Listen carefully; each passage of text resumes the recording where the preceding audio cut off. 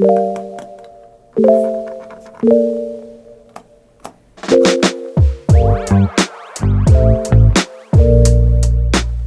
we started talking about doing a video on the Nike Dunks, I could not wrap my head around why these are so popular, because they look cheap, they look like Jordan 1s, they're really not interesting in any way. And then they told me that they sell out instantly anytime there's a drop, and then they resell for 3 to 4 times the price. So we're gonna cut them apart and try to answer 3 questions. How much of this shoe is leather and the quality thereof? What's on the inside of this shoe? And are these shoes worth the money? So let's start dissecting this shoe by cutting a few of these panels off or apart to see if this is leather or if it's not, because sometimes it's really hard to tell with Nike's really cheap leather. So I'm gonna pop this swoosh first. And as you can see, it is real leather. So let's do this back heel panel here. That's leather as well. Then to this lace panel, that is leather too. And then to the toe,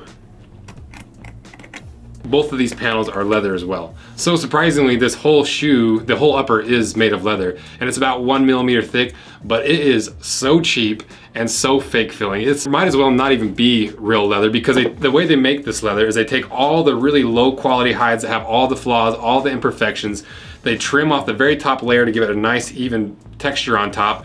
Then they lay down a fat layer of polyurethane or plastic on top. Then they emboss a fake leather print on the top. So they end up looking cheap, they look fake, they crease. Literally the first time you bend this leather, it creases because of the plastic on top.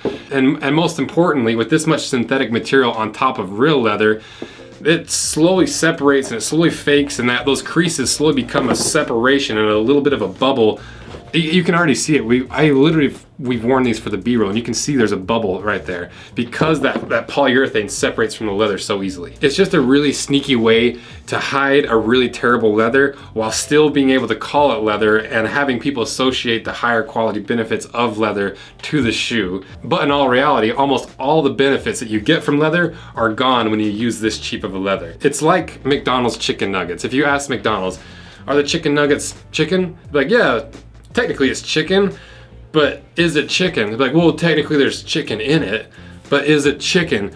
Well, by name it's chicken, because if you actually called it what it actually is, which is just mostly bread with some ground up mystery meat and a lot of filler that doesn't retain any of the nutritional value of real chicken nuggets, nobody would buy them. And that's how I view this leather. And to show you how cheap and how not leathery this leather is, if we put a flame to it, you can see how fast that polyurethane or that plastic on top starts curling up, starts smoking, starts melting. And that's not what leather does. And it's the top layer, so it's all about the image of leather. So to me, this leather is the chicken nuggets of the leather world. But as for the rest of this shoe, I actually really do like this cupsole because it is fully stitched all the way around. It's not a fake stitch, and that stitch goes all the way through the upper into the interior of the shoe. And I highly doubt that anyone's ever had any issues with this separating because it's glued as well. And so it is a very solid construction style with the cupsole. But what about the midsole? And to me, that's kind of the crux of this shoe is, how is it built on the inside? What are the materials? And that's, to me, either the make or break aspect of this shoe, whether it's worth it or not. And so let's cut this thing in half.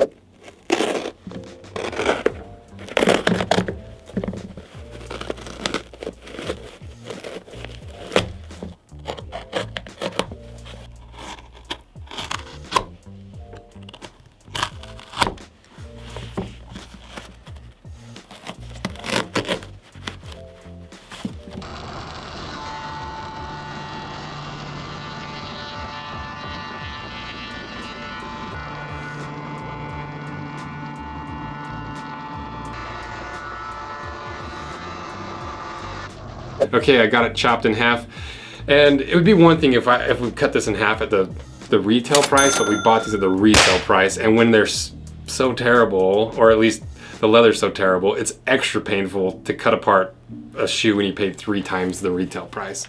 But let's see what's inside.